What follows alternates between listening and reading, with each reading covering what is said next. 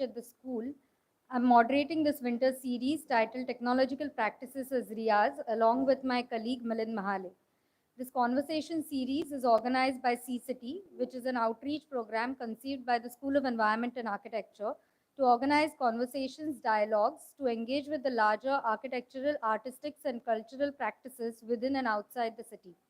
For this series of Winter 2024, the conversations are curated around the theme of RIYAZ and long durée questions. RIYAZ involves rhythmic engagement with the self, the technological matter, material, as well as the world within which the practice is located. For us at C, RIYAZ is a systemic way of practicing a form of art or craft with a long term commitment to not just learning it, but also advancing the self and form of practice in the process. It involves routine, discipline, engagements, isolation, diligence, play, repetitiveness, and experimentation through which one arrives at and struggles with the long durée question. This series is organized by C-City and is partly supported by Urban Center. Urban Center is conceptualized as a collective space. It presents a node for dialogue, ideation, deliberation to carry out research and to communicate on urban planning, design, conservation, and sustainable urban development. Today we have with us Asim Waqif. He's based in Delhi and has studied architecture at the School of Planning and Architecture in Delhi. After initially working as an art director for film and television, he recently started making independent videos and documentaries before moving into a dedicated art practice. His recent projects have attempted a crossover between architecture, art, and design with a strong contextual reference to contemporary urban design and the politics of occupying, intervening, and using urban spaces. Some of his projects are developed within abandoned and derelict buildings in the city that act like hidden activity spaces for marginalized people. Concerns of ecology and anthropology often weave through his work, and he has done extensive research on vernacular systems of ecological management, especially with respect to water, waste, and architecture. His artwork often employs manual processes that are painstaking and laborious, with the products themselves often being temporary and sometimes even designed to decay. He has worked in sculpture, site specific public installations, video, photography, and more recently with large scale interactive installations that combine traditional and new media technologies. Today, Asif talks about his project and his efforts of challenging the myopia of the fabrication industry, where it seems that the creative aspect of fabrication are confined to a designer while the worker is expected to follow only the instructions. I'll quickly set out the format for today's session. Asif will take us through his work in about 30 to 40 minutes, and then we'll open up for discussion and question and answers. This session is also streamed online on our YouTube channel, and those who have joined there can put in their questions in the chat box, and we'll take these questions at the end of this session. I'll welcome Asif for his talk.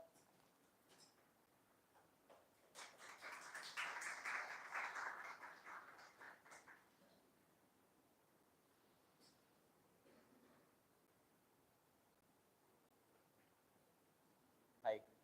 Um, Frankly, I've not really prepared any presentation, um, but I think I can improvise. I was some years ago, actually, well, many years ago, I was sitting in that chair listening to other people talk over here. Um, Although by the time I finished my architecture course, well, I finished also with a lot of difficulty. Um, by the last semester, I had completely lost interest. मैं सोचता था ये कौन बुड्ढे खूसट faculty आके अपना खुंदक निकाल रहे हैं. But you seem to have more younger and energetic faculty, so I hope you're having a better time. And so I actually gave up on the course. I was doing set design through some contact. I'd got some projects, was earning good money. I was like, क्या ज़रूरत है degree खत्म करने की? But then one day, two friends of mine, they cornered me in the corridor and said, "Hey, you have to finish it." And I was like, I've got a design block. I'm not able to make anything. So one of my friends offered to make the design, and the other one offered to make all the sheets. And I was pretty good at model making. So when I was like, "Chalo, if you do that much, then I will make the model." And that's how I kind of climbed that bump of architecture college. Um, I was, it was just by chance that I got into set design. Uh, but in some way, I like that process because although there is also a very strong hierarchy there, but things keep changing till the last moment. You know, the DOP, the camera person or the director can come and say, not this color, something else or whatever. And I had a very interesting experience early on where I had this intense discussion with the color palette with the director, and only little couple of hours later, I was told actually he's colorblind. So then that also made me think about how color can be different for different people. But one thing I realized early on working on site was I had more theoretical idea of how to make things. So, for example, I mean, we at least in my college we did not have much of a workshop space. We did have a workshop, but we didn't use it much, and also our teachers were not skilled enough to teach us, really skilled handwork. So when I was talking to carpenters, sometimes they would say, "कि ये तो नहीं हो पाएगा," yeah, that is not possible. And although I could show it in a drawing, but it was still difficult to kind of make convince them because they were convinced in some other ways. And also, I think they had some disdain for designers and architects कि आके बता देंगे कुछ बनाने को, फिर बनाना पड़ेगा, you know. So actually, after I finished college, I actually, yeah, I was between these projects. I went and apprenticed in an old school carpentry workshop, um, where they work only with teak and shisham in Nagpur in the middle of summer, working 6 days a week, like 10 to 6. And the first week, actually, before they taught me how to use the tools, they taught me how to maintain the tools. Dhar kaise uska prepare karna hai, and straightness, many things. And although it was a really good experience for me to learn that, and my skill level was okay, it's not so great because actually some craft work requires many, many years of riyaz, which we were talking about. And also, I find in some way all you guys being in college and schools is not giving you the opportunity to actually work with your hands because education has now become this, school maybe there's very little opportunity. If you learn a craft when you're young, then it's much easier to work with it in some situations, not all situations. um, so yeah, then after my carpentry course, when I was working with carpenters and they said कि ऐसे नहीं हो पाएगा, तो I could just take the tool and show के देखो ऐसे करके बना के उसको दे दो. Then their relationship with me also changed and my relationship with them changed. So I found that they also had very good ideas, but because of the hierarchy of the way the creative industry works, more often than not, just kept the ideas to themselves and tried to do whatever they were told to do. But I found that because I was able to kind of talk to them in their language, at least in terms of making things, that we were able to create new dialogues which were not available to me later when I did not know that skill.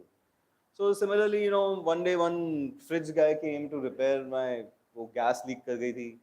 He had these interesting tools for cutting copper pipes, forming them, making the sleeve, all manual tools. So I asked him to give me like bought a set of tools through him and then also teach me how to do it. And I never repaired a fridge, but I made some things with pipes. So that way I like to pick up new things. And my style of working has also given me many opportunities of exploring many divergent things because I don't have a job and um, I work when I want to work. Many days, many weeks, many months I don't do any work. So then that free time, or not free time, that different kind of phase allows me to explore something else altogether. So one day, for example, one friend of mine, his uncle has a very big non-profit. So he gave his nephew this camera and said, "Ki now go and document all the rainwater harvesting systems in Rajasthan." Um, and he had no experience with camera. I had some experience with set design. So I said, "Chalo, I'll also join you." Because in set design, everything is designed for the lens. So just doing field work, shooting, figured out how to use the camera, then came back and tried to edit it, and we'd never edited in our lives, and we realized that हमारा पूरा editing का तरीका ही गलत, shooting का तरीका ही गलत था. to be able to make a sensible sequence out of it. So after doing some editing, we went back and shot more, came back, edited. So then I got into filmmaking also. Then I made a film on some shepherds in the Himalaya.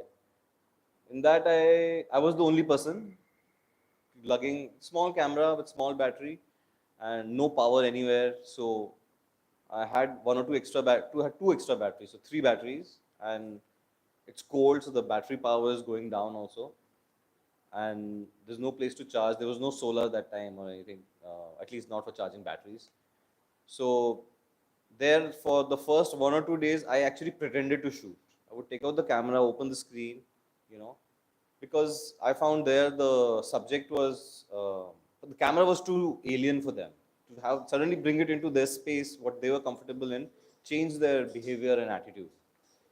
Um, After 1 or 2 days, they got fed up of me, and they're like, "Ah, karne do usko jo karna hai." Then I started shooting. Then I came back, edited it. So this similarly, I picked up different things, and then I was doing sets for a lot of like, for example, a lot of NDTV news sets I did for almost like a decade. Um, but then there, I got into trouble. So I was working with this other partner, also an architect, and we would go for meetings together. And when we were together, meetings were usually quite friendly. When I would go alone, I would fight with the client somehow. And I took me some time to process what was happening. And basically, I figured that when the client asked me some really silly question, I would give a very, like true reply to it. But my friend, if the client asked some silly question, he would just change the topic and start talking about something else and totally avoid it. Um, so in one phase like this, where I was very frustrated with the marketing of design, uh, which is also something I was ever taught in any college. I don't know if how much you guys are learning over here. Um, I was really frustrated. I did not want to do any more sets.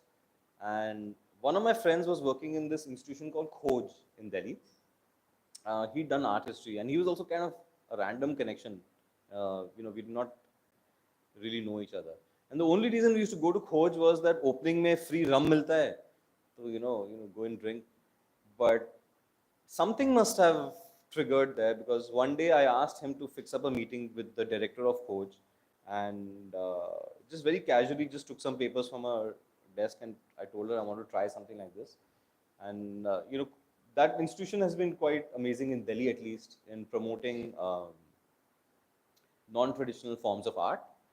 And she was very supportive, and that's how I did my first project. And that was the first instance I had where I was making something creative, and it was not for a client. I was my own client, and I found that place very interesting, because then, I mean, of course, there are limitations. There's space limitations. There's budget limitation. Other things are there. But in terms of what I was making, I thought I could push whichever ideas I wanted, or if I felt I had done too much of something, I could stop myself without having to get an approval or something from somebody else. And I found that process really interesting. And so, well, the Pooja, who's the director of Coach, again pushed me later, because I did only 1 or 2 projects with art, and then I was continuing to do set design. And then she pushed me to do another public art project. And at that time, I felt the art world is a bit weird. They're a very closed group, and architects also a bit weird, but art special. They're like one special breed. They're thinking that they're making these, talking about fundamental ideas of something, whether it's composition, color, material. So they're talking about some really essential ideas or whatever. So it's difficult to break into that scene at times. So in 2010, I thought people were thinking of me as somebody who's dabbling in art once in a while. So actually in 2010, kind of strategically, I took the decision to start introducing myself as an artist. And it really changed many things for me. I got really good opportunities, and somehow I was able to maximize their potential. And as projects got bigger, although initially, somehow, yeah, I don't know, I have a fear of drawing actually. I'm scared of drawing. I used to be quite enthusiastic about it when I was in school, but think this arts teacher in my architecture college really scared me, or they did not really like what I was doing. So after that, even today, I find it a little difficult to draw. Um, so my best projects have been where I never give a visualization. I Somebody trusted me for some reason, or there was certain set of situations that were there, and in those situations, I try to make something. Um,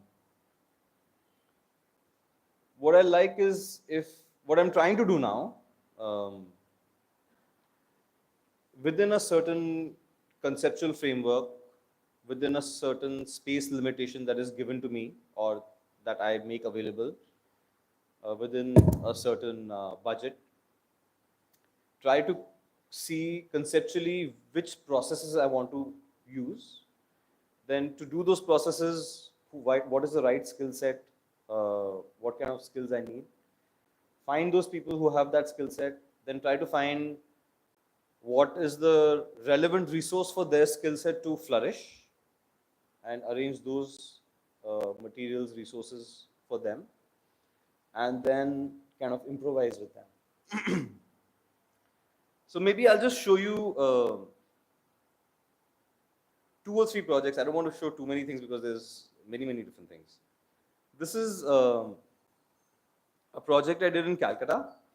Um, so somebody emailed me saying, we want to make a Durga Puja Pandal, will you come and make it? And actually, I had been looking at the Durga Puja format for many years from far, because they use bamboo in very interesting ways. But I usually I found the under construction pavilion more interesting than the finished pavilion. The finished pavilion, more often than not, was covered with decoration, whether it was fabric or paper or some other element. And I really like the rawness of the bamboo. And um, very interestingly, this resident association was interested specifically in looking at sustainability as a conceptual framework for making the pavilion. Um, so I decided to use bamboo and cane. Actually, maybe if I step back a bit, I did first 2 3 projects I did in my art career, I did with bamboo. Then everybody started calling me a bamboo artist, and I was like, I'm never going to work with bamboo again. So I did projects with many other things. I don't want to limit myself to one material. But then when this offer came to me in 2019, I thought bamboo was the perfect material to work in Calcutta.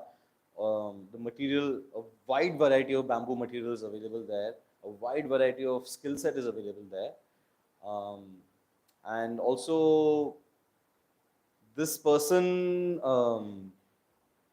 really trusted me actually, which is a rare commodity in a commission project. Um, Once he chose me, kept, you're making it. He never asked me for a proposal. He never really asked me, ke, you know, you should do this or you should do that. Um, of course, there was some site limitation. There was a budget. It was a kind of a healthy budget. Um, so in this project, I was on site for about 3 months. The whole project was about 8 9 months. Initially, me and this other friend I work with, he's also an architect from Imphal, Shantanu. We went and just researched in Calcutta what kind of bamboo skill set is available, what kind of material is available, and then we've identified what kind of skill sets we need. So we need to make some pavilion, like large structure. So we need people who can do good lashing, who can climb up, people with that kind of experience. So that was one team. Then we thought we want to do weaving. Weaving is something I've been interested in also from the aspect of now what has become very popular as parametric architecture, which is more algorithmic computation-based form generation. But I find actually that weaving and parametric have a lot of parallels.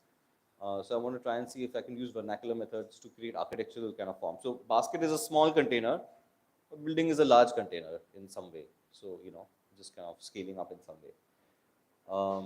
So after we did research, we identified what skill sets we needed.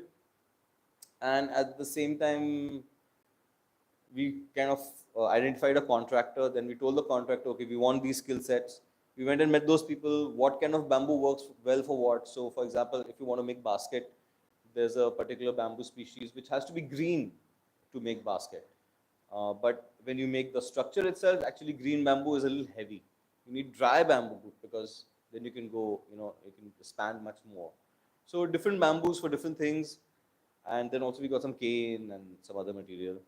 And what started happening while we were making this pavilion is that every week or so, some people were taking chutti and going home to do agriculture in their fields, and then they would come back.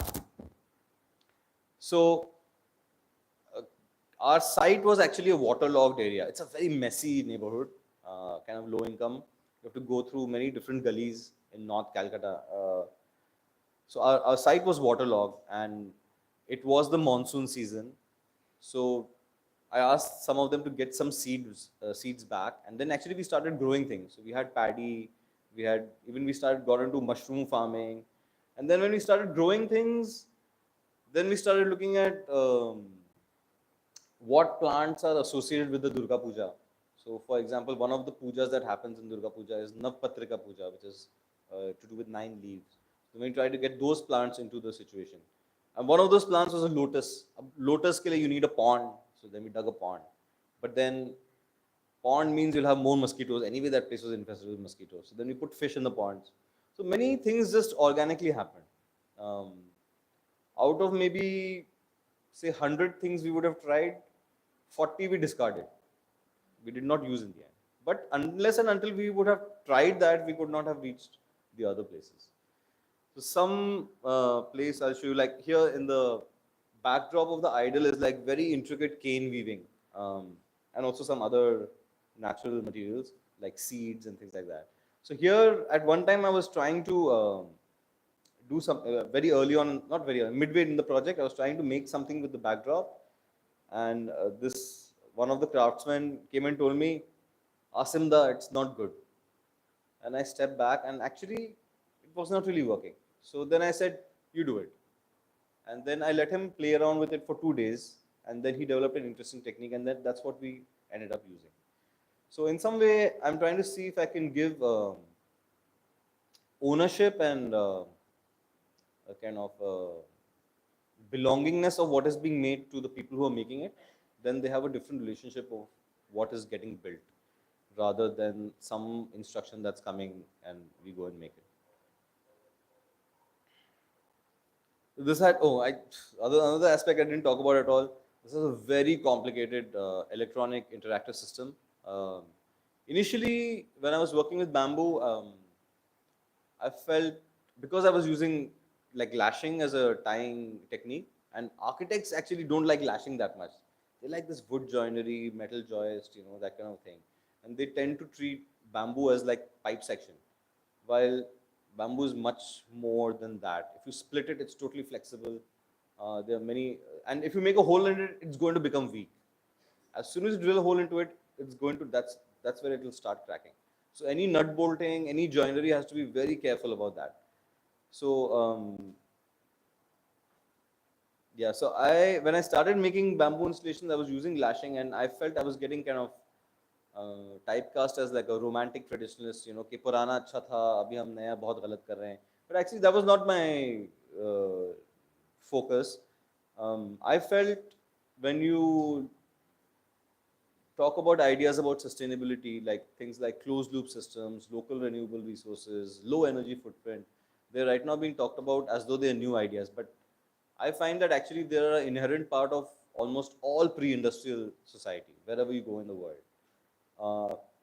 But somehow there is so much polarization today that people with disparate thought processes rarely get an opportunity to sit together and be able to disagree but not get worked up about it, or so initially that's why I introduced some interactive tech into these seemingly very vernacular structures. But this one is like really complicated. There are many sensors everywhere. There are weight sensors, distance sensors, light sensors, so your shadow, and then in turn they activate things like vibration motors. Like your phone vibrates, you can make the whole table vibrate if you want. Or speakers or rattles going, and they are all in some kind of a symphony, like a time code situation. So they're playing in tune with each other, but a bit haphazard also. I like a slightly eccentric systems rather than very reliable, like the same thing happening again and again. And also here we also use machine learning because in the Durga Puja situation, what happens is that sometimes there are only 10 people who come. Like especially for example, these judges are really important for this Asian Paid Salat Samman or whatever. So 10, 15 people come. Now if you design a system that's working for 10, 15 people, when 200 people come or 500 people come in the evening, when there's a huge queue, it can get cacophonic. So we design a system that's constantly changing its behavior according to how much it's getting triggered. So few people can trigger things easily. Many people have to work much harder to trigger things.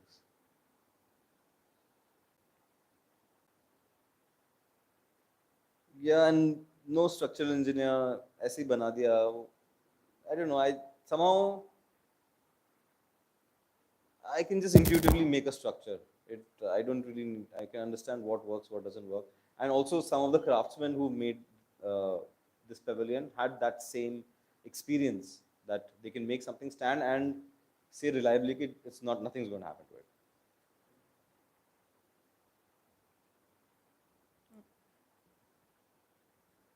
I'll show you another project which is very different from this, although that is also bamboo. Maybe I shouldn't show so many bamboo projects actually.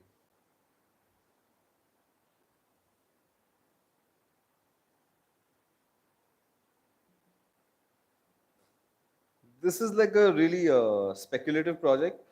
I think 2016, 2015, 16, I had very busy, many exhibitions, traveling a lot.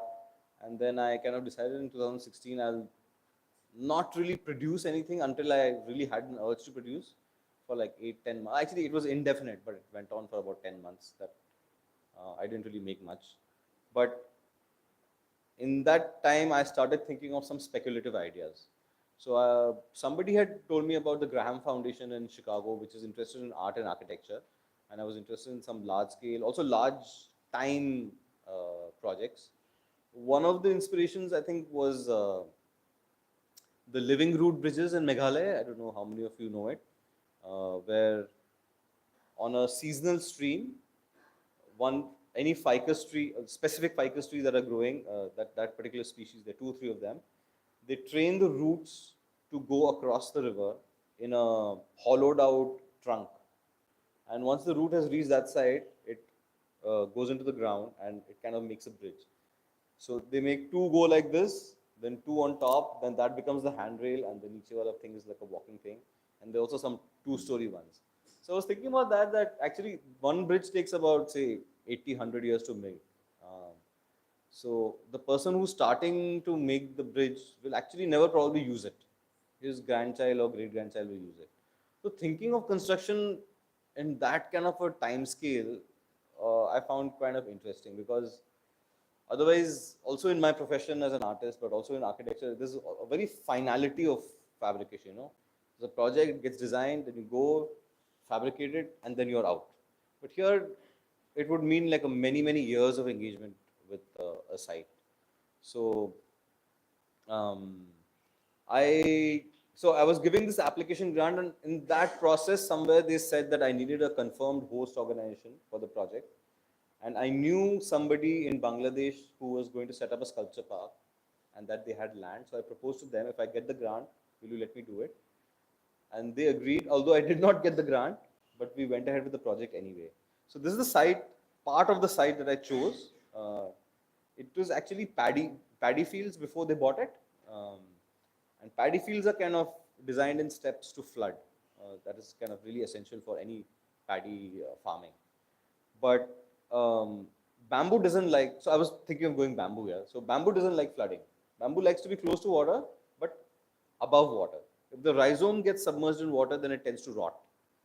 So I was thinking, how would I make, how can I make some, like a bamboo plantation here? So initially, of course, we again, like many of our projects, very speculative and random also, and here and there research in Sylhet, where this project is located. This project, that site is really good for bamboo also because endemically there's a lot of bamboo species there.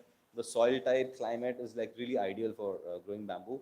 And also all the villages around, the village folk have been living with bamboo as a resource and as a natural thing around them for like many generations. So first we researched that what kind of bamboo is grown, how are they growing it, those kind of things, but also some from the Bangladesh Forest Research Institute. So this is more the research phase where we're trying to see how one can plant it. So this is like a horizontal planting, like a vegetative propagation kind of a method. Um, this is some bamboo I got from the Bangladesh Forest Research Institute, where actually they were putting the bud from a branch into a nutrient-rich gelatin solution, and there was some micro shaking and climate control of that, and that makes a root emerge and a shoot emerge. But this bamboo, if you plant it into the earth, it will take maybe, depending on the species, between 15 to 30 years to come to a mature size.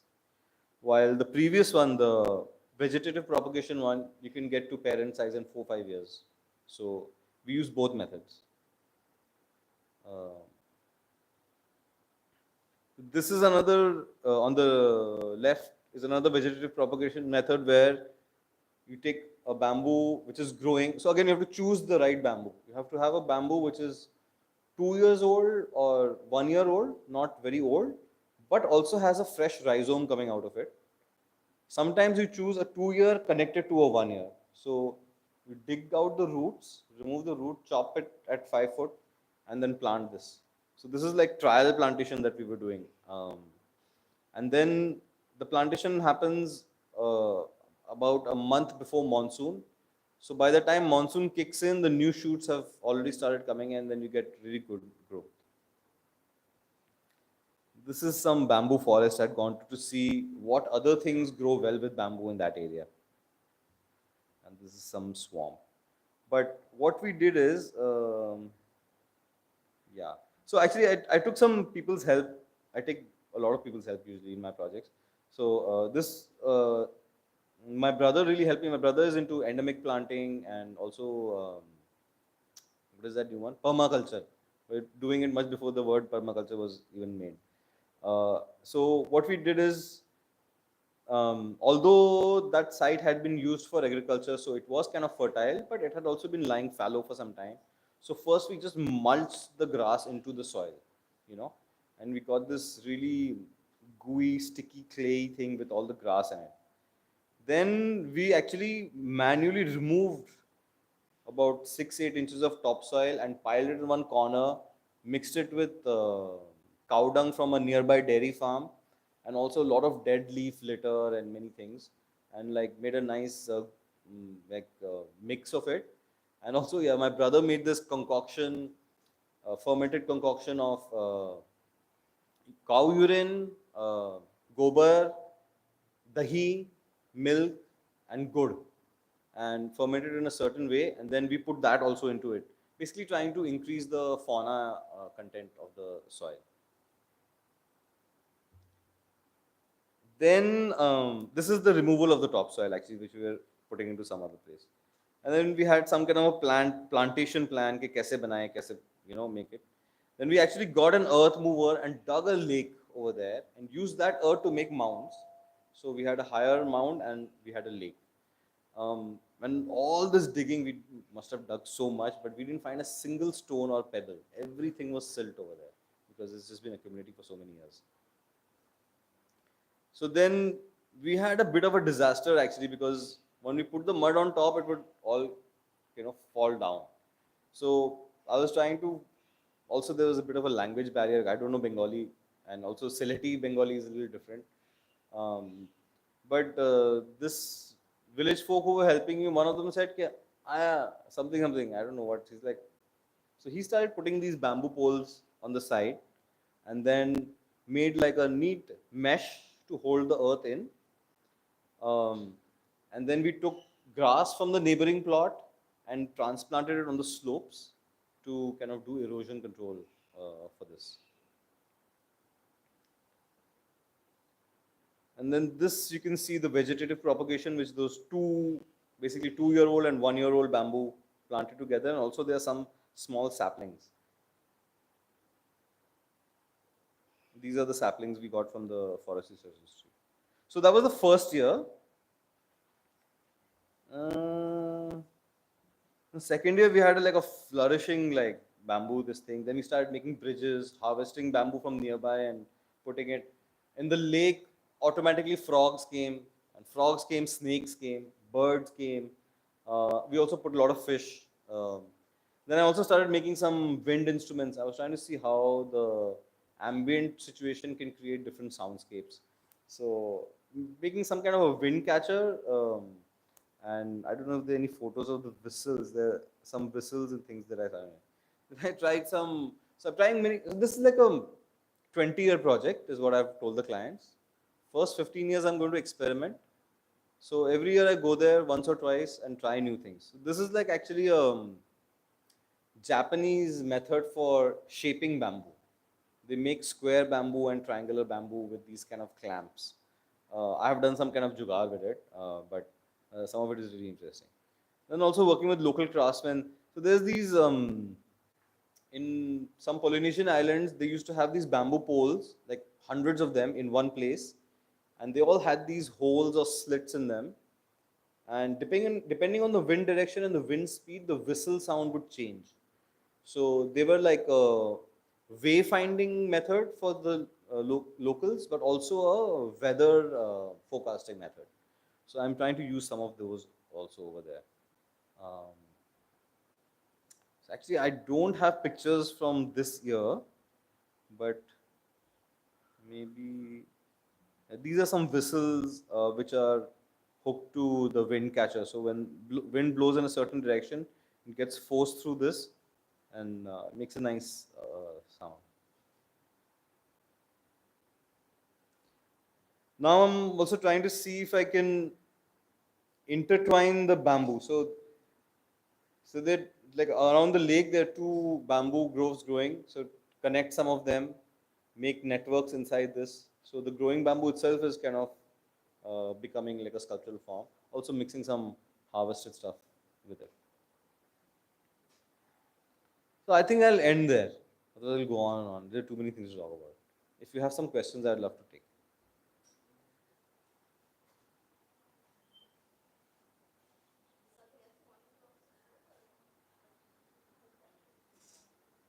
It's okay. You just go on and on. I'd be interested to have some conversation rather than one way, if possible.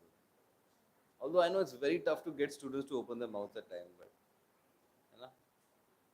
कुछ भी.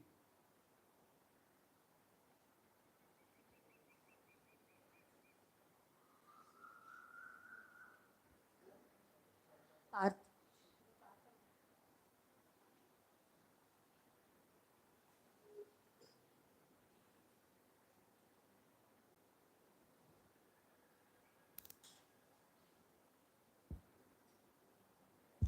Hello.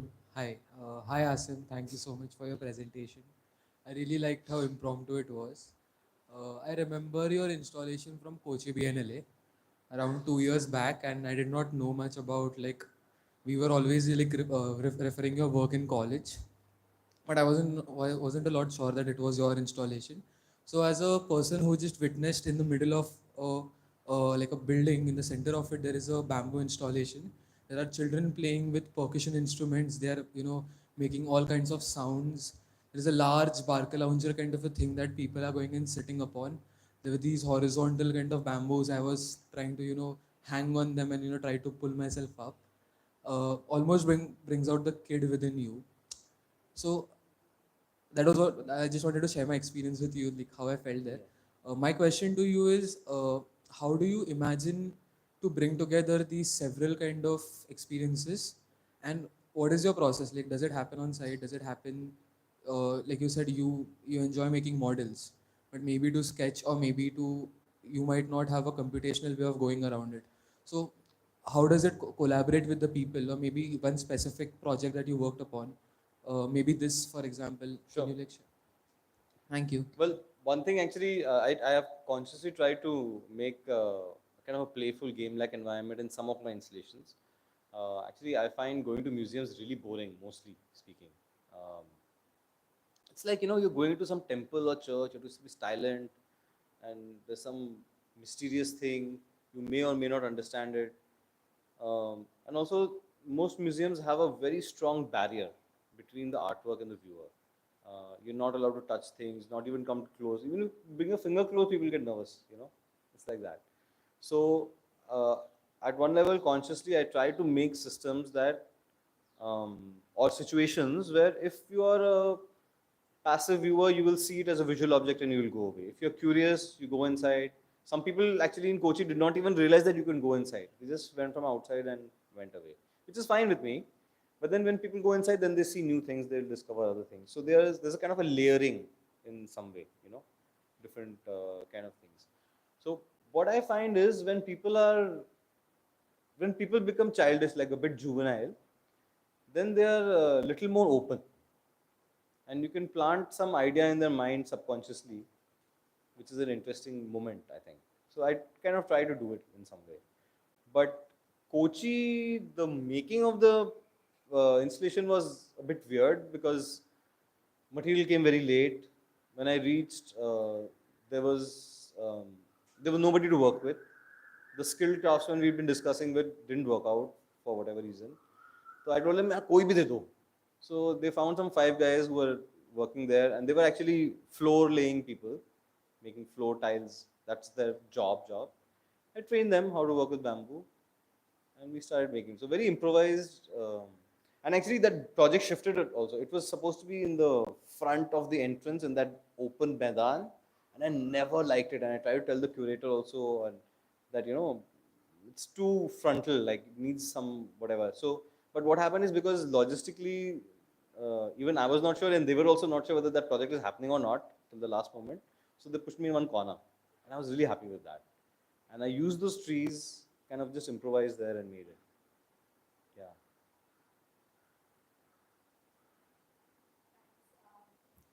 Asim, I think it was wonderful to see the entire process, and this process is somewhere non-conclusive. It is kind of improvised at every point. Most of the projects which you are now trying to attempt to do. One small question, like we've seen you change your practice from an architectural practice to a filmmaker. Never did architecture. Yeah, but you studied architecture, so you know Yeah. what an architectural practice entails in terms of. As soon as I got to know what the practice entails, I was like, ये नहीं करना मुझे, कुछ और Yeah. करते हैं. So, and then there's a part of you where you were in the process of making Yeah. films and Yeah. videos, and then finally now where you've kind of moved into an art practice. How do you see the nature of Riyaz or technique kind of shift as you've known these three practices kind of come across? Like some which you have already done, but some which you know of, which is architectural practice. Do you see a difference in the nature of Riyaz in any of these practice?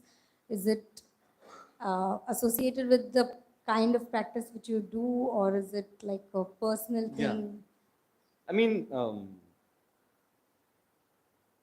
without Riyaz, it's very difficult to get skilled at many things. But it would be incorrect to say that that is the only thing, you know.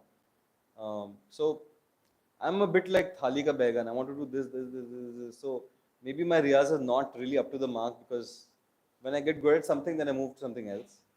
So, but I like to get to know new things, and the only way sometimes with material and techniques is to actually play around with them and see. Like even I've worked with like CNC routers, for example. CNC routers are used for fabrication for so many things, but if you go to get something fabricated, they want very specific. ऐसे ऐसे करना है, उसको करके निकाल के बाहर भेजो. To have a time to just have a machine with you and see what it can do, gave me a lot of ideas of what could be done with it. So it's important, I think. Yeah. But like I said, I get impatient and I move to other things. Yeah, there's one more question before I open it up for more questions from the audience. This is from my colleague Anuj Daga, who's not here, but we were discussing your work earlier, and we visited the Kochi Biennale Pavilion. And in the same Biennale, there are two pavilions by two architects. So there's Samira Rathod's pavilion, and Sure. there's a pavilion by you. Now, uh, the question here which he had was uh, that there's one pavilion which is very functional oriented, like a function driven pavilion designed, and another one which is like a playful thing where the material has its own intensities and it is kind of going in. So, how do you reflect on the other pavilion which is there in the same uh, art biennale? Well, actually, I am quite interested in pavilions myself, and they did offer me if I will make the pavilion, informally, not formally, but I knew people who had made the pavilion before, so I kind of discussed the ideas with them, and logistically it seemed very tough because there were too many different, like because of the functions. Like for example, air conditioning vendor will be different, the projection guy will be different, all. So I felt there wasn't enough time and resources available to make a good pavilion, which has those functions. Um, Otherwise, I'd love to make a pavilion for the Kochi Biennale. Yeah, why not? But um, But the densities of material which emerge in your projects, sure. because architecture projects usually work with efficiency of materials, and here we are working with very heavy densities. So, do you think that it comes from giving this agency to the craftsman who brings in their own knowledge, where you start weaving in the material and bringing in these densities? No, I'm not sure if those pavilions are the right comparison for that argument, but even though, like you're saying, the bamboo installation was quite dense, right? Yeah. But architecture is so hard, yeah. What are you saying? Architecture is like it's too much. I think it is dense, but it's soft. And actually, by the end of Kochi Biennial, most of the bamboo had been eaten up by termites, and there was powder falling everywhere. It was like, yeah, if you like hit a bamboo like this, it was powder like that. So, and we knew that the site is termite ridden, but we could not do the right processes for proofing against termites. So maybe okay, I'll maybe put it this way. Maybe the requirement of very specific functions can end up removing some playfulness or Yeah. maybe I'm not sure about it. And then the thing is, what I felt in that, at least the Kochi Biennale Pavilion, is that there would be many things that would be out of my control, which I would not be able to, and I would not be, not be able to coordinate it or whatever. Those will be decisions. Some will happen because of some other situation, and they'll just happen, and I will not be doing anything about it. So yeah.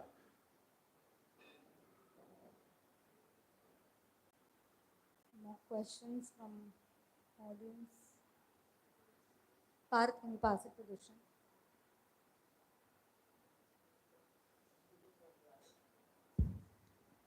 Hi, Asim. Good to see the presentation. Also hear your journey across these years to arrive at this kind of work. So there are two parts to the question. The first is where it intrigued me that your starting point was could be a drawing, could be something else, or maybe directly, as you said, like you kind of start on the site with the materials. So there's already a palette in terms of like what the material is and what the skill is. And I especially kind of was interested in you going out searching for a particular skill set where one has to really know those many skills to really, or maybe the many ways of working with bamboo to really go out and find that skill set. So that part of RIYAZ with this material is is a very interesting bit. But when you actually start the project, like for example, just in cases of projects where you have done the drawing, where you have not done the drawing, or where you directly start on the site, where does the project really emerge, or where does that kind of space or the installation emerge in your thinking? Because, I mean, like I know some processes where architects have used stones to throw and say, okay, this is the projectile, and you make an arch. You know? Like so, there are people who work in very different methods or visualize in different ways. So for you, where does that project really emerge? And just before, I mean, I want to connect this to a stage before when you said about systems, that all of these sort of work or emerge or come out as these many systems. So I'm just trying to understand, like, okay, where does that kind of like, where is the system located? It's not, I'm sure it's not just in the structure, it's also in the unfolding of you know, the spaces within, as you mentioned, of the layering.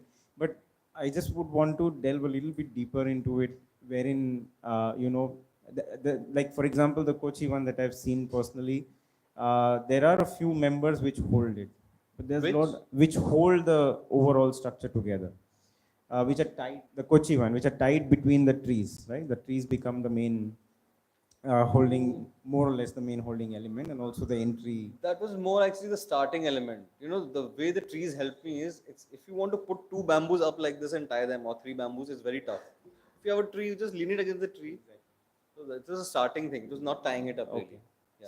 So the relationship of system to this, and the last thing, maybe just to kind of tie all of this, I know you desperately not wanted to make it a bamboo practice, or like a lot of installations in bamboo, but what if you had to choose another material, or your starting point was maybe some, I know that it's a little digression from the idea of RIYAZ that we are talking of, but what would that be? Because I think if you're, I mean, if you're trying to sort of practice with the idea of space, with the idea of sort of bringing certain experiences together, that's also a part of your RIYAZ rather than just the material as a part of your RIYAZ.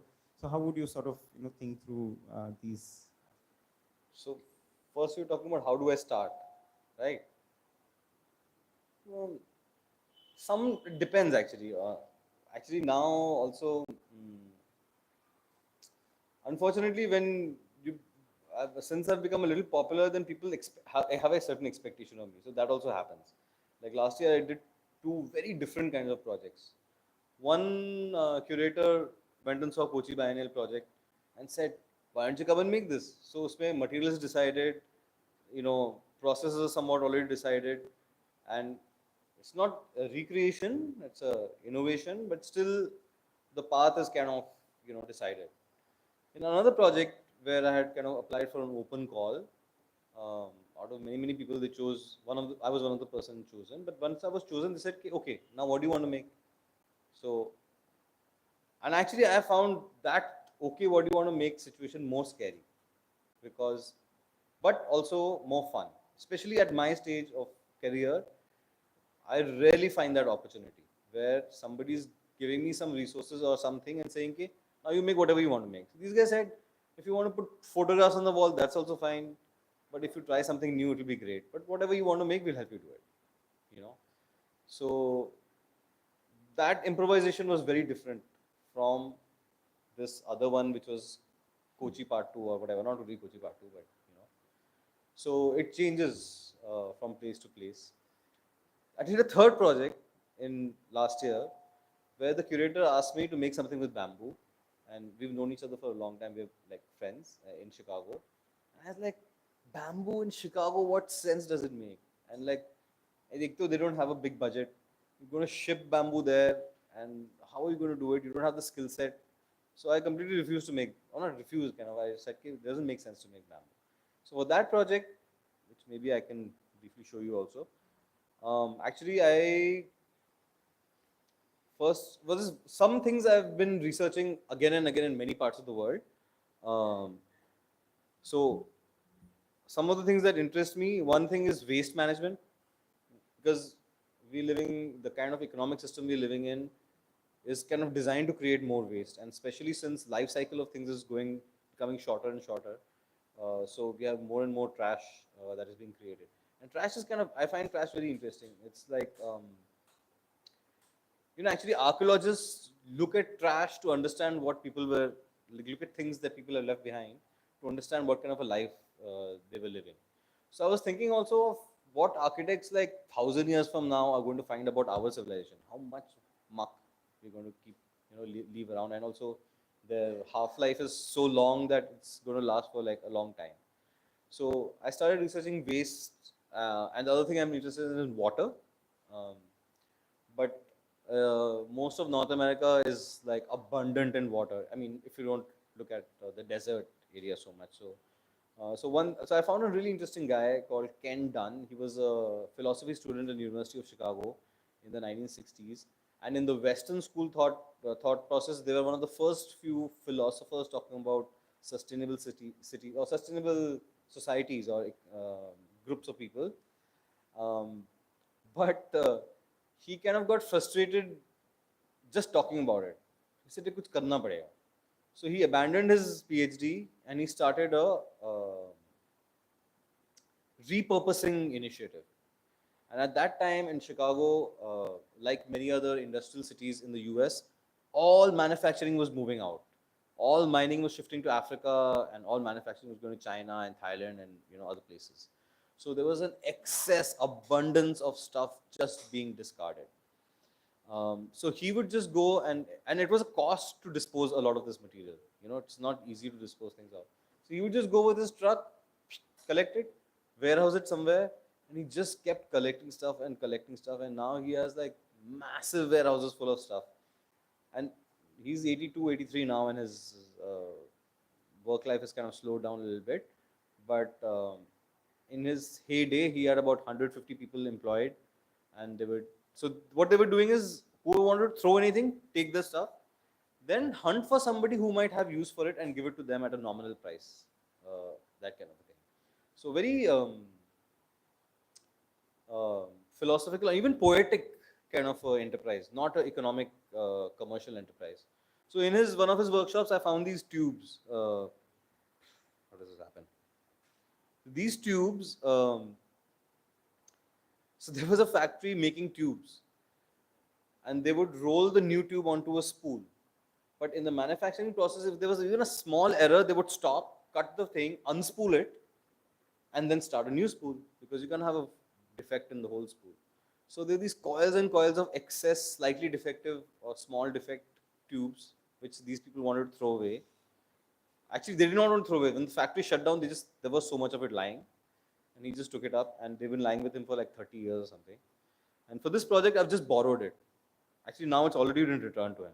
So we took the material for the project, improvised with it, and I did make a drawing of the scaffolding, but not much other drawing, and just improvise with the pipes, and so that is the start. उसके बाद क्या पूछा था आपने? Sorry.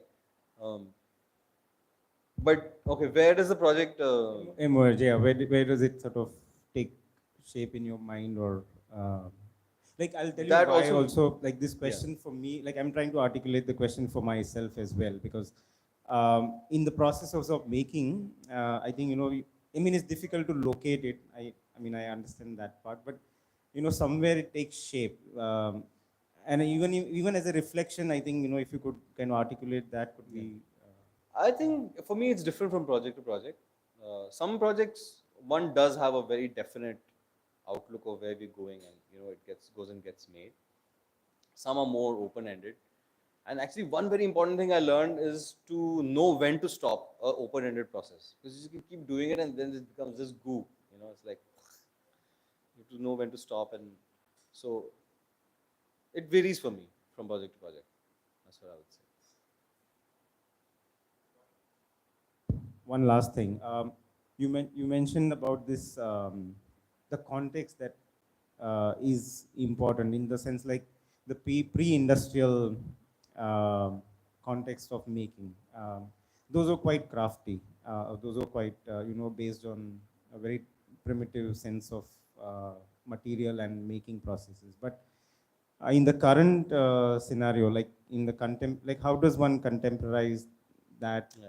practice. And I think I mean, of course, adding digital or technological means is one, Sure. but how does it go sort of beyond that? And I think I'm interested in that question myself. So, I would disagree. I don't think they were primitive. Some of them are very sophisticated. One of the things I studied is water harnessing in semi-arid parts of North India, which is mostly Rajasthan. And there, because of scarcity of water, people really made some other level of science out of water conservation. You know, even the way town planning was happening, and it was relevant to the local topography, local geology. So, like for example, what we found, mostly cities were designed near large catchment, like some hill where the water will flow. The catchment was protected with royal decree or some temple or something, so that you not have like sheep grazing because of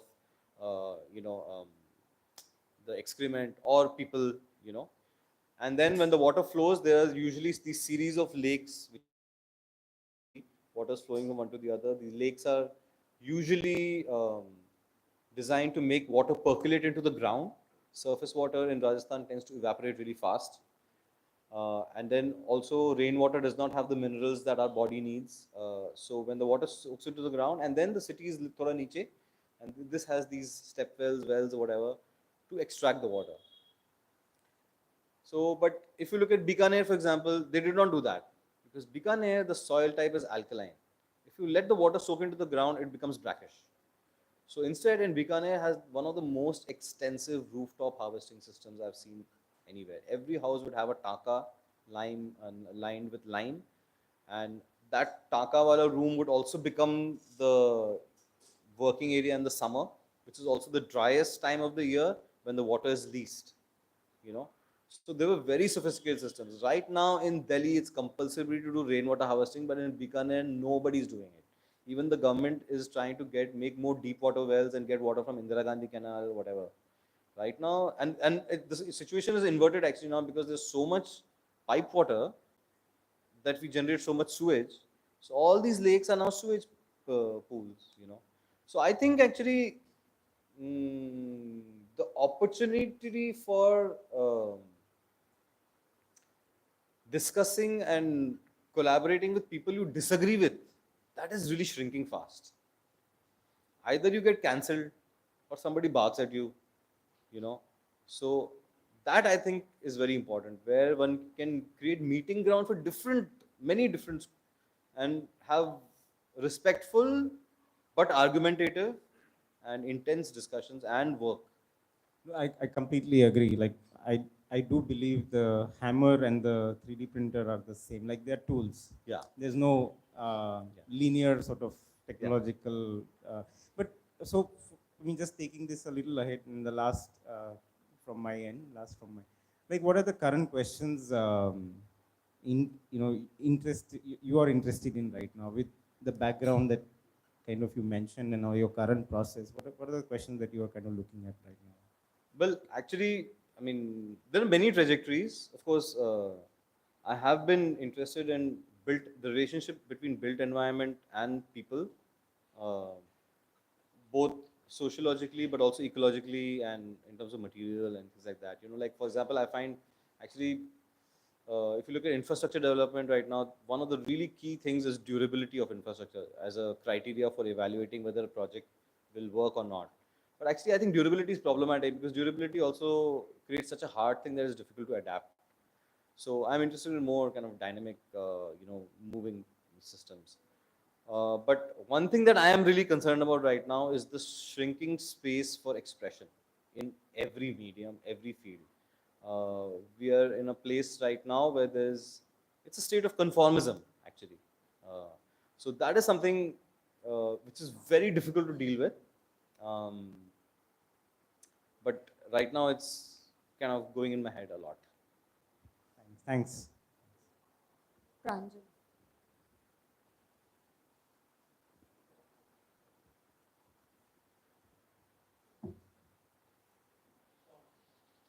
Hello. Yeah, hi. So I wanted to ask that you like learning architecture as your bachelor's degree and then moving to being an artist. So how does the process of learning like the the architecture course that you did shapes you as a person or your practice, because you also learn from craftsmen that are around, and you like your process of working involves various people whom you have learned from. So how does that learning of architecture translates into your current practice? I found architectural, I mean, although I was kind of frustrated by the end of it, but in retrospect, it was an interesting 5 years. Also, 5 years is a good period of time, I think. 3 years is a bit too short when you're in college. You know, first year you just take time to get used to things and get into the flow. Second year, you're getting into the flow. Third year, you're preparing to go off and do masters or something else or the other. So 5 years is a good time for a bachelor's, I think. But also, I found that many people after our architectural education are able to diversify into many different things, whether it's management, whether it's artistic, lighting, camera, so many things, you know. So that way, actually, I think I was, in retrospect, I was fortunate that I studied architecture and I did not study art. Actually, I find art education is even more problematic. Current situation of art education in India, if you look at it. Architecture में भी है बहुत सारे problems, but art में भी है. तो I'm not sure how exactly the architectural education has informed who I am right now, but I know it is a big part. It was a big part, and also we had great fun in college. You know, to combine work and fun together. That's a really important thing, I think. Most professions I find today gain. You know, I mean, architecture and art are still a different league, but if you just look at normal people, they're going to do some work and then do something else to have fun. You know, so I think I'm in a nice space because I'm having fun and working. So yeah.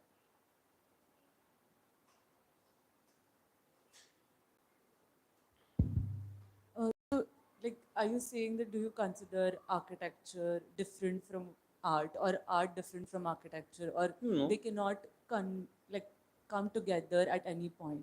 no, of course, I definitions of I actually prefer to break like something can be art and architecture together. Why not? Or it's fine. But I was talking about the education. Art education is very different from architectural education.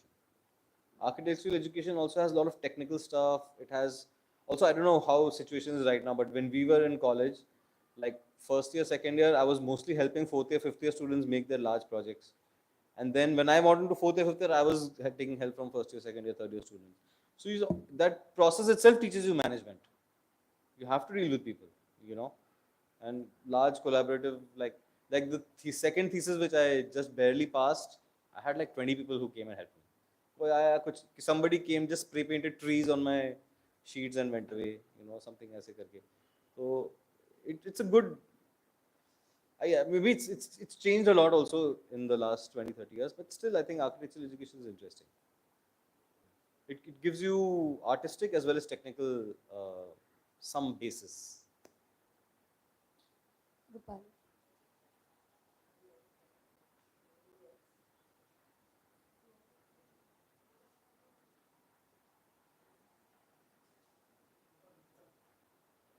Hello, hi. So, after your architectural education, you worked as a set designer. So, how do you see these projects in the lens of a set designer and as somebody who has also studied architecture? I think the set design experience helped me become familiar with temporary structures. The set design is all temporary. मतलब it look like a wall, it will be some कपड़ा, ऐसे होता है वो. इधर से देखो तो वो कुछ ऐसे अजीब सा लगेगा, but from the camera it looks really perfect. So it just made me, yeah. And I also, the other thing I think other thing I found also is uh, maybe not so much from the architecture perspective, but from an art perspective, when something is made to last for a very long time, then you also have to think of उसको dismantle कैसे करेंगे, उसको transport कैसे करेंगे, उसको store कैसे करेंगे, वो वापस वो कैसे बनेगा, it's a big thing. So that can limit what is made at times, not always. So I find temporary projects kind of really interesting in that way. And another thing, temporary projects in public spaces, I find they have different kind of energy, because the absence, the removal of an artwork is also very important. When you remove an artwork, then it only exists as a memory in your head. You don't see the object anymore. Some object that you see like every day, you stop looking at it after some time. Mostly, it kind of disappears into this urban scape. So the removal leaves the memory of what was there, and also it creates space for something else to come up there. So that way, yeah. I don't know. I didn't really answer your question, but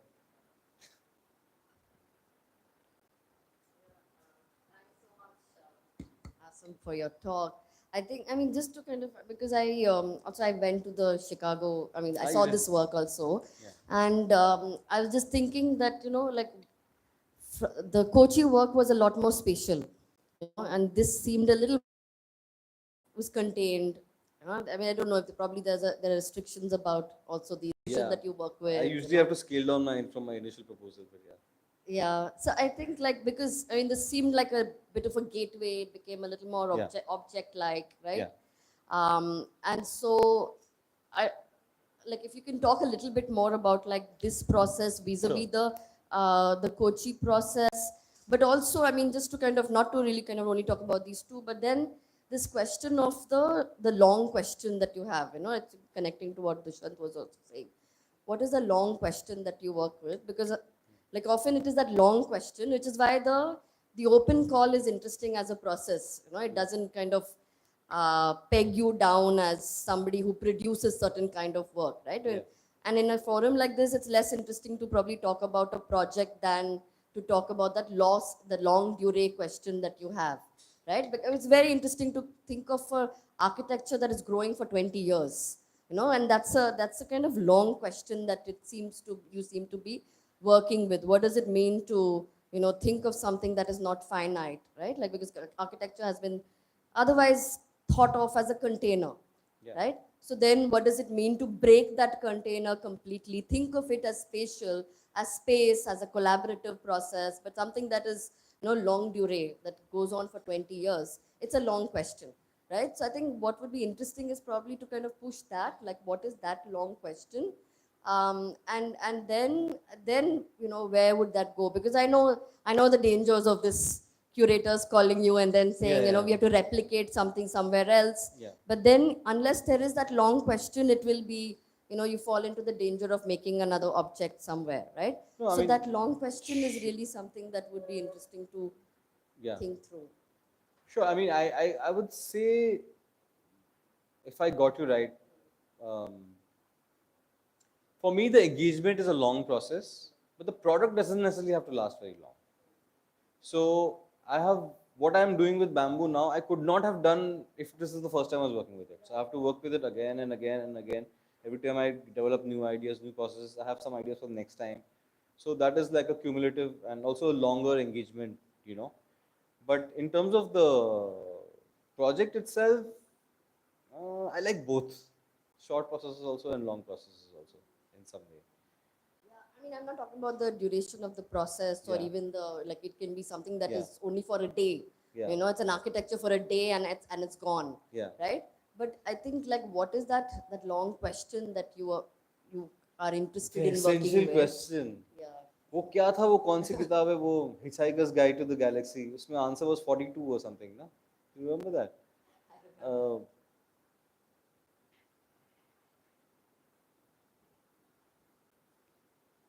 There are many questions. Yeah. There might be something, but maybe I don't want to define it because then I feel I will restrict myself to it. So, yeah. In a sense that, I mean, we refer to your work very often. And when the Durga Puja Pandal happened, that was so refreshing actually, because everybody was kind of using bamboo to make a regular routine structure. But you were, and for us it was, I mean, I kept on kind of referring back to the work, saying that he's making the bamboo alive.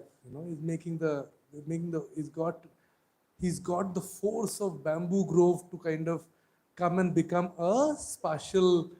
So it was that for us, because that bamboo was left in its entire density and intensity to kind of produce that force, you know. So that was very interesting for us to kind of talk about that the other ways of thinking about bamboo beyond, you know, this what you said, you know, not the joinery question and all of those things. And at that time we were also, there was some student who was also working with the way bamboo grows, and he was looking at many different things and learning from, you know, that there is a specific ratio between the two segments and the way the angle turns and stuff like that. So all of those things he was studying, and then he kind of deriving almost, you know, towards deriving structural from form from there and stuff like that. And then he asked me, you know, why why don't bamboo is already doing this, Yeah. you know, in the forest. What are you doing, you know, other than, so, because I was asking that I was referring to your work with him, and I was explaining to him in this manner that, you know, he's using the force of bamboo and the density and the way it is. And he asked me the reverse question. You know, it already exists in this madness. So then, what is your intervention? What is your intervention that happens? Because what he was doing is this kind of, you know, deriving something and pushing it somewhere and stuff like that. And I think some of your small experiments of trying to weave the bamboo, trying to kind of push it to another level, I think those are the places where the long questions are probably, you know, Yeah. tied up. I mean, wouldn't restrict the long question to a particular material. I'm more interested in ideas than materials. But for sure, longer engagement with certain materials gives you more skills, and you're able to work with it in new and interesting ways. That is definitely there. But what she was talking about is actually the idea of what one is trying to deal with, you know, in overall. Um, and in some way, I don't want to what I want to deal with in art, I also want to deal with in my own life, in my social sphere, in the way I live. It's not that one concept is for art, and you know, so it's a very complex thing, and maybe I'm afraid to define it. I have a fear of drawing. Also, have a fear of writing, which I'm trying to get over a little bit. What I find in writing is that once you write something down, it becomes too definite. While what I was thinking about was more complex. So, but it's not that I read a lot. So, there is a lot of beauty in text as well. So, yeah. I don't know if I answered your question, but yeah. Just a short question connected to That's this great. idea of a long durée question that you're holding. Because I was thinking that the long durée question then defines your decision of making it a short project or a 20-year long project, maybe. Not necessarily. You can, with the same idea, you can have a short project and a long project. But then how are you making those decisions of it being a short project for that time? I'm just an independent person. I like to have fun. जो आता है वो कर देता हूँ मैं थोड़ा बहुत. And then of course opportunity cons, which opportunities become available when, are also like a big thing. Like even in like the Durga Puja Pandal, there's like lots of bamboo. Now there's some bamboo at the bottom that you want to use, but you can't even access it. So until you use all the ones on the top, you won't be able to use the ones at the bottom. So there are, you know, things like that happen. So again, I would say the duration of the project has got nothing to do with the idea of the project. The same idea can be tackled in many different ways and by many different people also.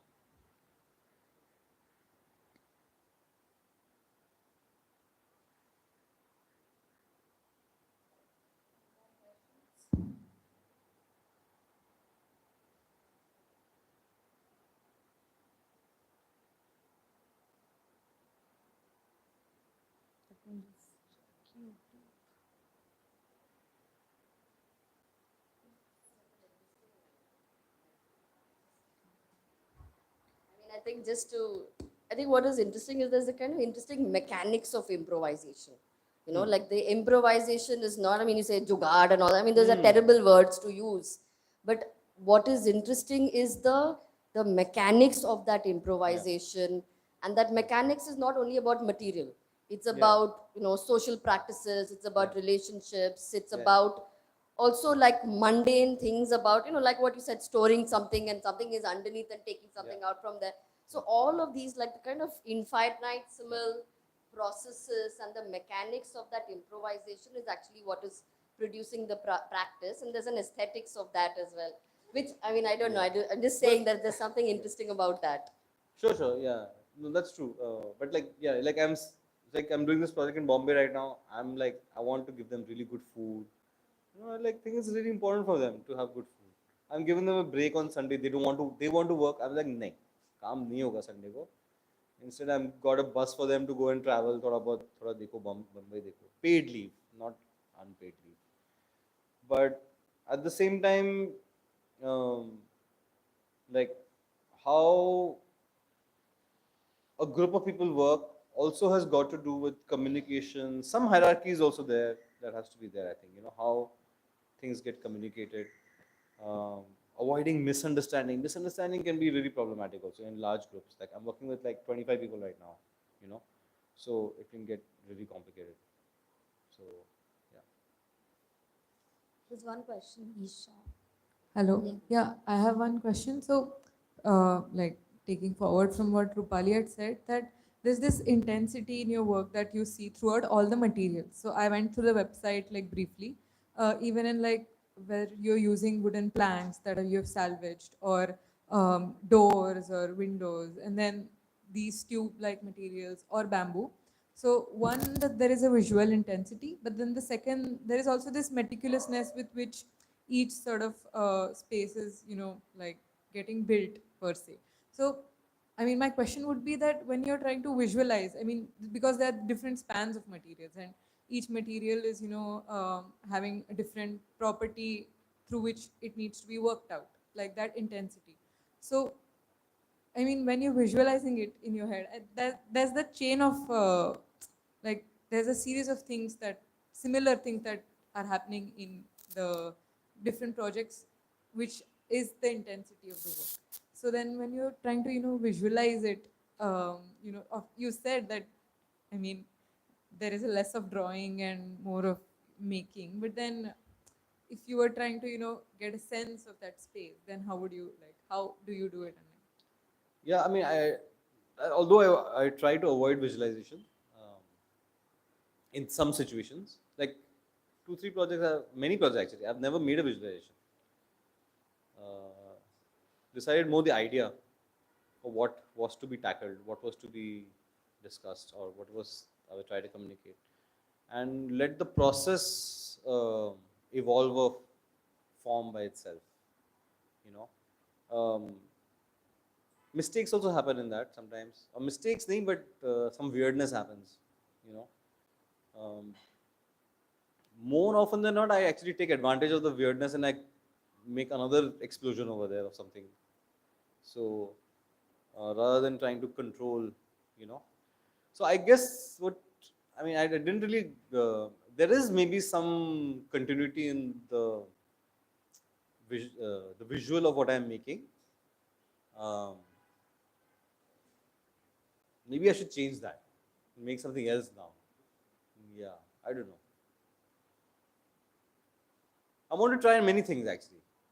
The problem with becoming popular or good at one thing is that then people expect to do the same thing again and again. So that's a little tough.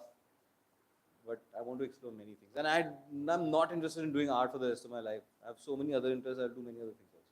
I want now. I'm getting interested in architecture actually. If I find a good client.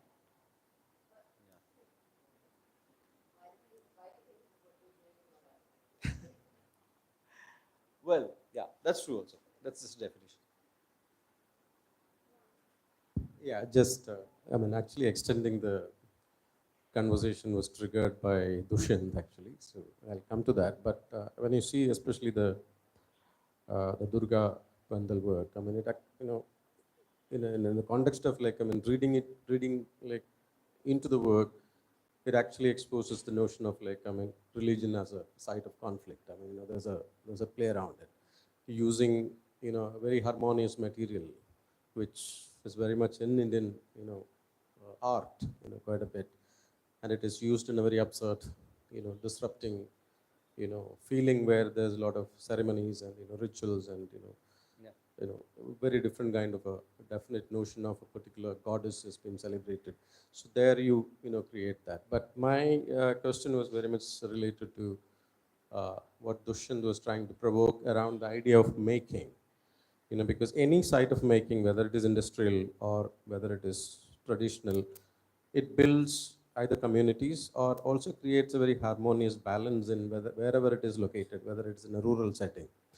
Then you go back to maybe a colonial period where the invasion of that industrial approaches came in, how British dealt with Indian craft and traditions.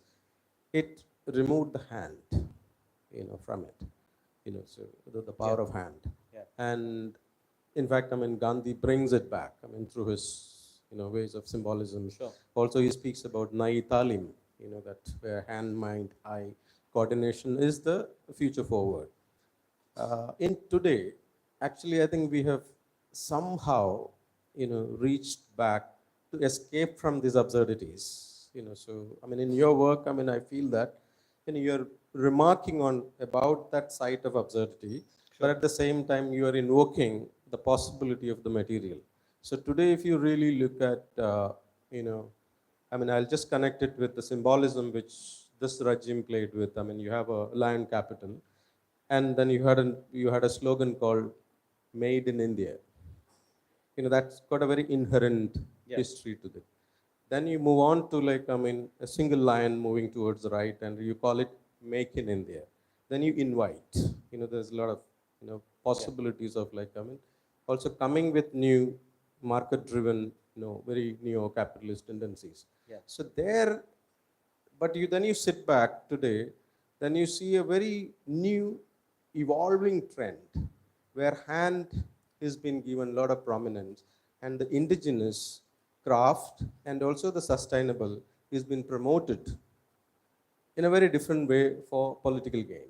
You see that, So in that kind of a space that we as artists, I'm not speaking from an architectural point of view. As artists, when especially you're making this very strong disruptive works. I look at it as a very disruptive work, where you're alarmed about the situation in a very different way. Because in a classical space, that you're also bringing a very absurd, recycled material to kind of disrupt, a certain notion. So I'm just concerned that how do you look at this very, extended effort of bringing. But I'm also hopeful that any craft tradition which is revived brings communities back, the language back, the coexistence back. But at the same time, there is some kind of a tension about reviving, certain notions, mainly which is worked around the myth. So just wanted. Yeah. See, there is something I've been thinking about a lot as well. I feel a lot of the kind of revivalist stuff is actually more in appearance. Like again, if you look at bamboo, bamboo is like trending really like crazy in like Milan and Bombay. But the people who are working with bamboo are trying very hard to run away from it. People who have been working with it for generations. Even though there is government scheme for crafts or there is some promotional aspect, because I find that actually those schemes are more for optics. Like one government scheme that is dramatically affected traditional architecture in India right now is the Gram Awas Yojana. Gram Awas Yojana gives you money only if you're making cement brick houses. Although I have gone in through detail with the Gram Awas Yojana typologies that are available for different parts of India, and there's a lot of variety. I wouldn't completely agree with that architectural style, but there is still a lot of variety. But in practice on ground, what is getting funding is cement brick houses with tin roof. So you go to Assam, used to have nice bamboo houses with ikra and like good ventilation, thatch roof. Now they all replaced with these boxes with these hot roofs, you know. So um, yeah, we need, I don't know how, but I think maybe one of the crafts that has somehow, although it is still exploitative, but still has a good contemporary presence is perhaps textiles in India. You know, somehow vernacular traditional textile methods and craft, whether it's block printing or embroidery or even the fabric, a lot of that has come into the contemporary space in an interesting way. But besides that, I don't see much really good work with craft, except in the elite space. It's either in the elite space or, but it's not like, you know, spread everywhere, in my view to some extent. Kanis?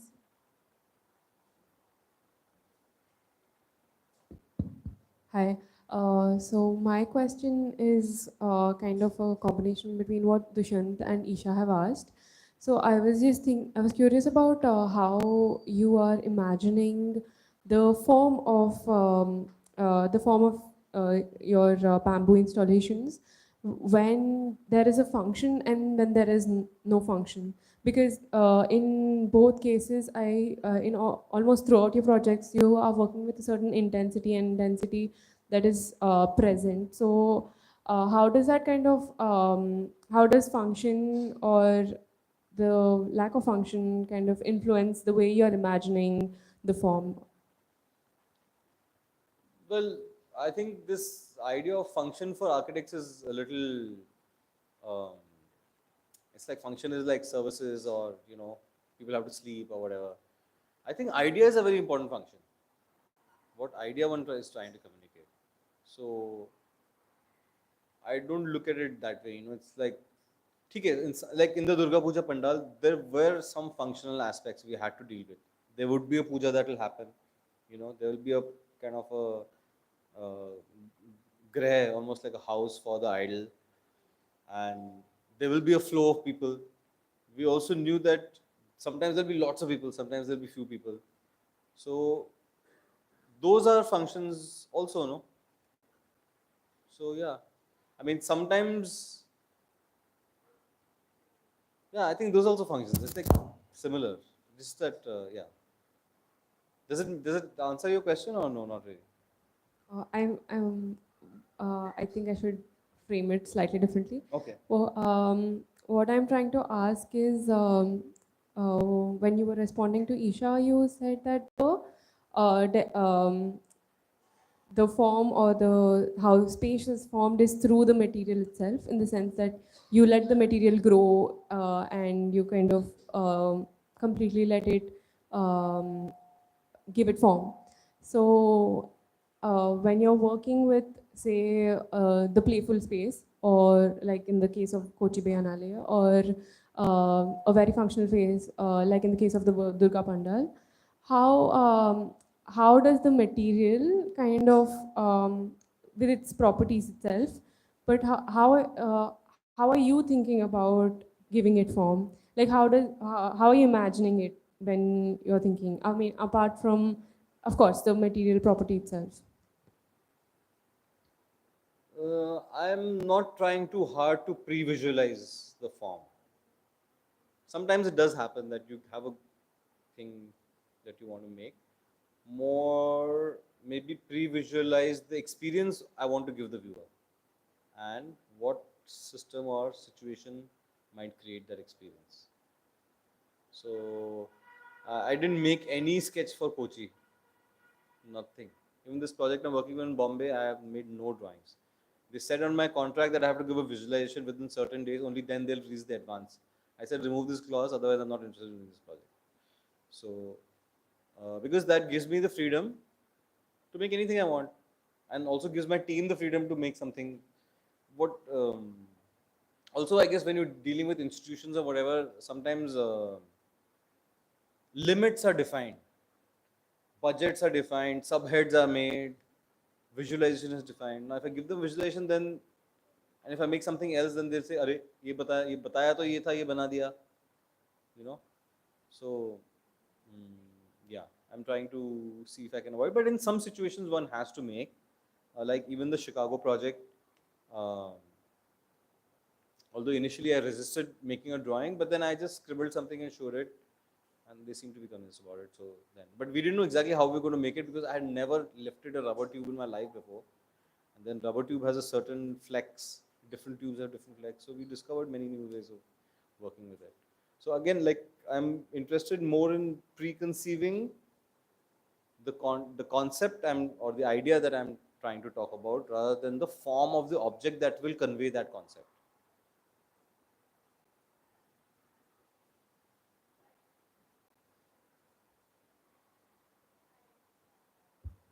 Hello.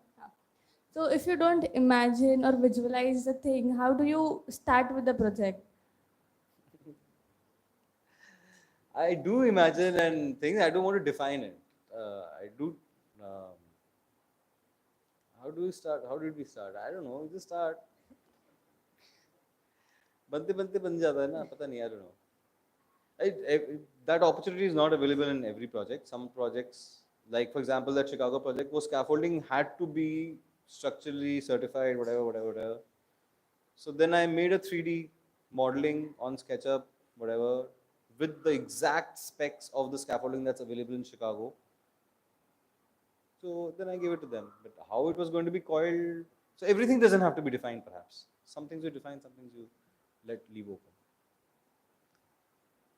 What kind of conversations or what is the form of communication with the craftsman? Because in the absence of drawings or like they've been, I think the struggle here is that we keep on talking about that, drawing becomes the medium of communication. Yeah. And that's the way you kind of communicate or tell someone else who's going to actually build in what you are imagining onto the site. So what are the conversations like between maybe you and the craftsmen who are working with you? And So even the craftspeople expect very defined instructions. Like I'm working with a new team right now, and they came on the first day, "के बताओ क्या बनाना है?" So like, so I tried to slow down the process. Actually, I almost did like a student workshop for them the first day. I showed them all the material that we have, all the tools that I have. I showed them interesting documentation of basket making from all over the world, including Japan. I really like some of the Japanese basket making that's happening. And then I said, ठीक है, आज जो बनाना है बनाओ. Divide them into certain teams, or actually let them divide into certain teams. We made these three things, कुछ चल रहा था. Sometimes I would go and give some input. I find confusion is a very good way of giving instructions. Yeah, and also if somebody says, I've tried this, how is it looking? Unless it's looking terrible or it doesn't work for some reason for me, I usually say, हाँ ठीक है, और बनाओ. So then that gives more confidence to the person also. And also similarly with the architects who are working with me, sometimes they come and ask me, अब क्या बनाना है? I say, तो बना जो बनाना है. So then when the craftsman sees that relationship also, then they understand how the hierarchy works to some extent. Yeah, that's quite interesting. Any more questions?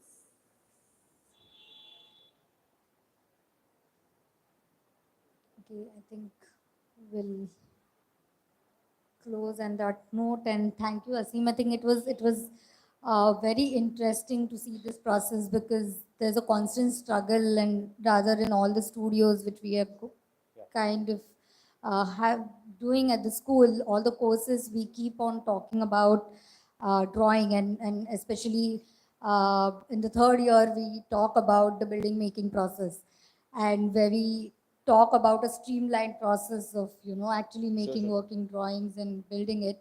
But I think this is a very alternate way of communication and But making the actually, I am telling project. you, I have a fear of drawing. Please don't follow my footsteps. Please do good drawing. Drawing is a very interesting method of understanding and making things. Yeah, but what is also interesting is the uncertainty which the project has, and like you said, like there's nothing which even if you try to rebuild. Like I was just thinking through while you were giving your talk that what if I have to remake one of the projects, and then it will never be what it was. And I think that's the fun of the entire process, where it is very intuitive and coming through. It's a problem also sometimes. Yes, You know, it like is. I made something for somebody's garden in Bombay only, and वो थोड़ा सा tilt हो गया, तो उसको बोलो वापस बनाओ. So when we dismantled, I told her from the beginning कि वो वापस नहीं बन सकता. Yeah. She's like, अरे यहाँ पे तो एक extra piece था. I'm like, नहीं हो सकता वो. You know. But yeah, thank you for taking us through this wonderful new process and an alternate process of communication, I would say, on the site. I'll thank everyone of you for joining us at the school, and we will meet for the next CCT conversation, which is the last one in this series, and it is going to happen on 22nd of March. That's going to be online on Zoom. So please join us as we close this series for technological practice as RIYAZ. Thank you everyone. Thank you. Thank you.